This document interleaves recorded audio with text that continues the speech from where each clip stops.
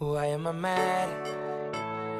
I don't get it. Mahirap mag-advise sa taong mahal mo, lalo na kung ang tanong niya ay kung may pag-asa pa.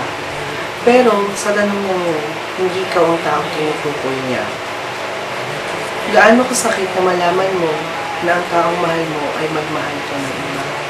At gaano rin kasakit na ang taong mahal mo ay hindi ka rin pamamahal? Una pa lang, hindi niya sinabi na mahalin mo siya. Pero sa nararamdaman mo at nakita mo mga qualifications or qualities sa taong iyon, napamahal ka na rin kahit hindi mo pa siya kilala. Okay lang sana na magmahal tayo. Pero kung alam mo namang wala ng pag-asa, tama na.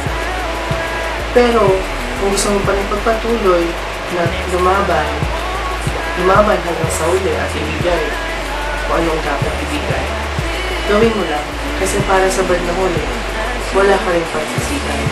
At least, alam mo sa sarili mo na ginawa mo ang lahat. Or yung 100% na best mo, binigay mo na.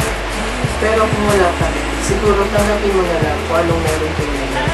Maging masaya ka na lang sa estado na anong ang meron kayo ngayon. Kung friends man or more than friends, makontento ka na. Huwag ka nang maghahangad. Dahil sa kakahangad natin yun, hindi natin namamalayan na kahit pala yung mismong nakakasakit sa sarili natin at hindi ang ibang tao.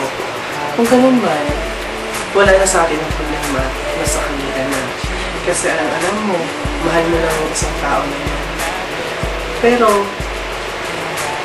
for me, magiging masaya na lang ako kung ano ang ma-offer mo sa'yo. Hindi naman mahalaga kung ano yung ma-offer mo sa'yo. Ang mahalaga naman kung ano ang binigay mo sa tao.